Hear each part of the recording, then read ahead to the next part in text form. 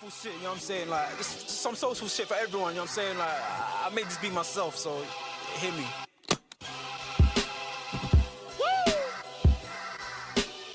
I mean, like, we can put all that clown shit away. There's some real shit for you. I'm spazzing right now, so listen, let's go. Yeah. It's in their bones, the thugs in harmony for the love of the money. Then fall victim for the cookie, then turn pussy, it's lonely. You said you hold it down when life get rough, we're here now, so show me.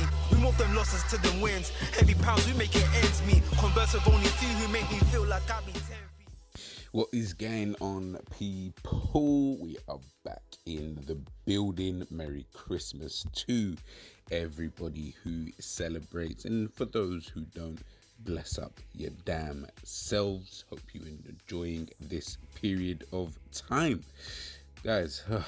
Listen, we're back with another one. This one is going to be the final time we have this conversation. Let's leave this conversation in 2024, please, please, please.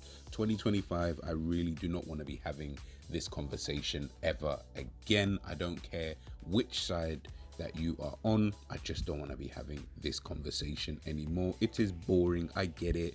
No one's got anything to really do, you know, it's no football on, it's the Christmas period, it's fun, it's a topic of discussion at this current moment in time. We're pulling up old school videos, we're pulling up every single thing that we can possibly find in order to win the argument, and that is, as you guys can already see on the screen, as you've seen probably on your timeline, whether that be on Instagram, whether that be on Twitter, TikTok, every single place, YouTube, and that is Eden Hazard versus Mo Salah.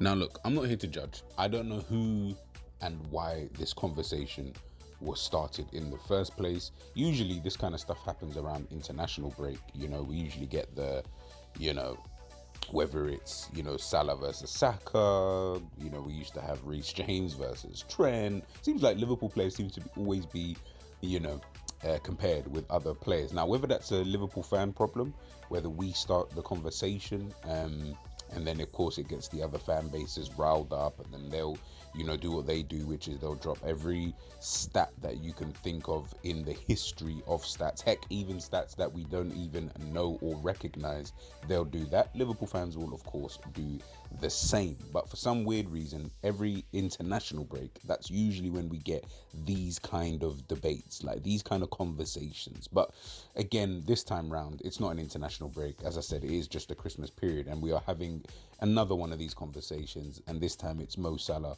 against Eden Hazard. And to be honest with you, it's becoming really, really boring.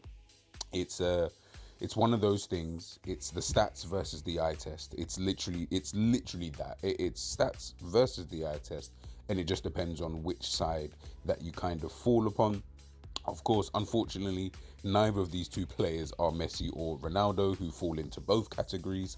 So, of course, it always comes down to your preference. And I think that is important when you are having these type of debates, when you're not talking about Messi or Ronaldo. It's always going to come down to the style of player that you like. And of course, other factors are going to come into play. So, have they won anything? Have they done anything? Has their team won anything? Have they, you know, been pivotal to their team winning something? All of these factors will all come into play. And of course, one of the main ones I always think, especially when you're having a debate about a player, one of the main things that people seem to forget, and they probably overlook, and sometimes I do it myself, is what style of player do I even like? Do I like Mo Salah's style, which is very efficient? He's, you know, someone who I wouldn't call him pleasing on the eye, you know, in comparison to, say, other players like a Hazard, for example, but he is an efficient individual. He's got an elite mentality. You know, he's a monster in terms of he just wants the goals, he wants the assists, you know, he wants all the records, you know, and that kind of drive and mentality, it's very, very hard to find, especially in today's day and age of football. And then on the other side, you've got Eden Hazard. Now, not to say Hazard wasn't, would I say, somewhat efficient, but nowhere near, I would say, as efficient as, you know, a Mo Salah. But, you know, again, two players who play, you know, two kind of different roles in their team. You know, Hazard is the guy who's pleasing on the eye. You know, this is a person who, in my personal opinion, was as close to Messi in terms of style and, you know, the way that they actually played the game as anybody I can actually find. You know, this is the person who, brilliant hold-up play, you know, can take on 3, 4, 5, 6, 7 players, you know, if he needed to. And he had that goal and goals, you know, really in him. And, you know, there were times I felt anyway for Chelsea, and listen, some of you may disagree, some of you may agree. It's really just an opinion. But from what I was watching, you know, a few years ago of Eden Hazard, you know, he really was at times putting Chelsea on his back. You know, you hear a lot of these, you know, former ex-players of Chelsea and people who have been in the changing rooms and stuff with him, and they've seen him in training, and managers have spoken about him, you know, in training. This guy, he wasn't a Mo Salah. You know, he wasn't a guy who was gonna, you know, be in the gym and he was gonna do this, he was gonna do that. And, you know, no, this was a guy who probably didn't even really sound like he wanted to actually train. But you give him the ball on match day, he was ready to go. You know, you give him, you know, the ball in dangerous areas that 9 out of 10 players probably couldn't get themselves out of. He could get them out of that. You know, bring them up the pitch, you know, score that goal, you know, the wonder goals that, you know, he scored, you know, against Arsenal, against Liverpool and stuff like this. You know, this was a very, very naturally talented individual. So, you know, you've got on one hand, you've got the stats guy, you know, the one who's probably the most efficient winger we've ever had in this league. And then on the other guy, you've got the guy who's so pleasing on the eye, but can still get you a few goals, but just nowhere near to the levels, you know, of the stats guy. So it really just depends on which side of the fence that you know, naturally sit on. When you do look at the stats, you know, Eden Hazard's best season, you know, for Chelsea probably was in that 18-19 season. You know, 52 games, 21 goals, 17 assists. So as I say, you know, he was a guy who could still get you goals. And, you know, and obviously this is his best season, you know, in terms of the goals and assists, because of course we've got to look at both sides of things. So he can give you those kind of numbers, but I just always felt that, you know, he always played in a team where, of course, he's not the striker, he's not the main goal scorer of that team. You know, you had the Diego Costas, Drogbas, and, you know, people of that kind of ilk. So he was always the second in command, I would say, looking for that. But then even sometimes I didn't even think he was even that, because even when you looked at some of the assists, even throughout the time, remember, we still had players like Cesc Fabregas around. Do you get what I'm trying to say? So, of course, like, there were going to be periods of time when he just wasn't even the guy in that kind of sense. It's more about his overall gameplay. And this is why I say it always comes down to personal preference and, you know, what you want to see from a player, and what do you need to see? What does your team even need? Does your team need a player like Eden Hazard? I mean, we can't say it was detrimental to Chelsea, because the reality is Chelsea won a lot of trophies with Eden Hazard, titles, Europa Leagues and things like this. So it's not like they weren't winning numerous titles, you know, throughout the period of time that he was actually there. It would be different if it was like a Harry Kane situation and they weren't winning anything, because then that's a different kind of conversation. They were winning everything anyway, you know, even during this kind of period where Manchester City is still here. It's still, you know, a force. Maybe not to the elite levels that they've obviously been able to hit under Pep Guardiola, but they were still here and they were still doing their thing. So, you know, it wasn't detrimental, his kind of game, and he was quite instrumental to a lot of that, alongside you know, a few others, the Kantes and the Diego Costas, Cesc Fabregas, and people of that kind of ilk. But he was also an important player within that. Salah too, you know, has been vitally important to, you know, Liverpool in recent seasons, you know, especially under, you know, 𝐂𝐤𝐿 Klopp, you know, ever since he signed for Liverpool in that first season, you know, breaking the goal scoring record at the time. You know, that was like a big shock and wow, you know, to the system, you know, to football in general. And to be honest, ever since then, he hasn't hit the heights in terms of the, you know, the amount of goals that he scored in that season. And I didn't think he ever would, to be honest with you. But what he did do was remain really, really consistent.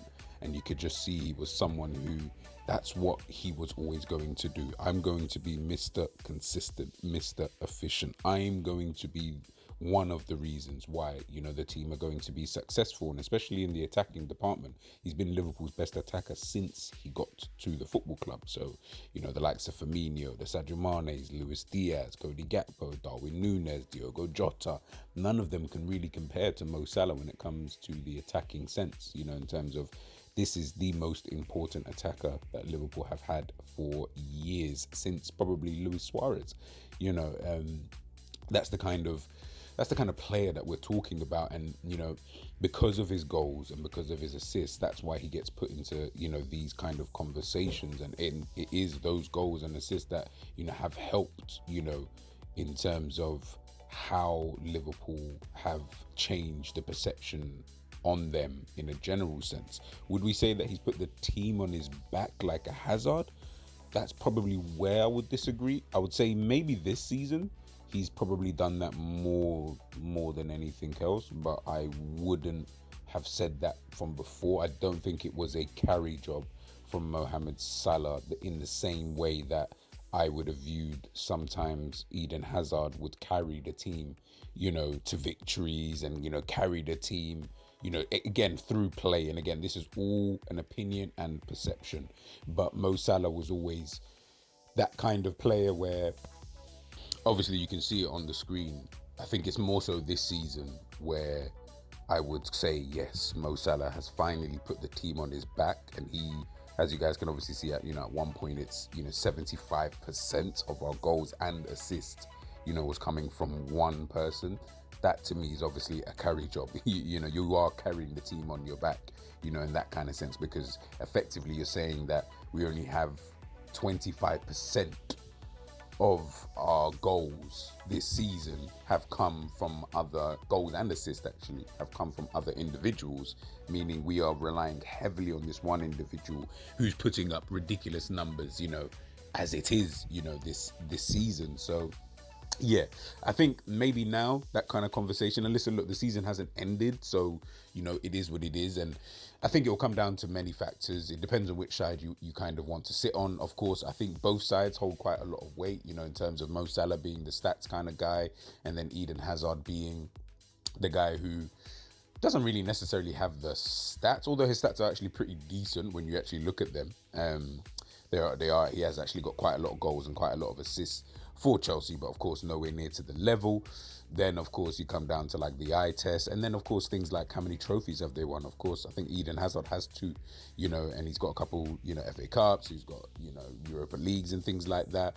So listen, depending on which side of the fence you kind of want to sit on, it's always going to come down to your own preference. Me personally, I would say that Mo Salah is the better individual just as an overall look. But if I was to go into specifics, yes, of course, that's where, you know, style of play and all this kind. Listen, Hazard is my type of player.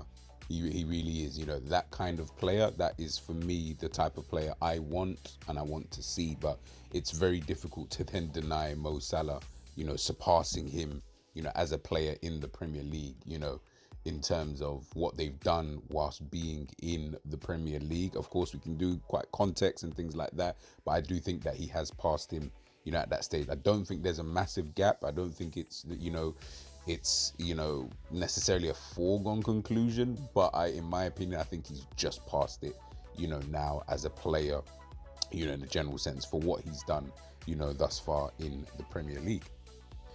Let me know your thoughts, of course, in the comment section, people, and please, this is the last time that we are having this conversation. Leave this conversation in 2024. I don't want to talk about this next year. Next year, we are coming for Thierry Henry's crown. Arsenal fans, beware. Make sure you smash a like, share, and subscribe. I'll catch you guys. Enjoy your Christmas. Peace.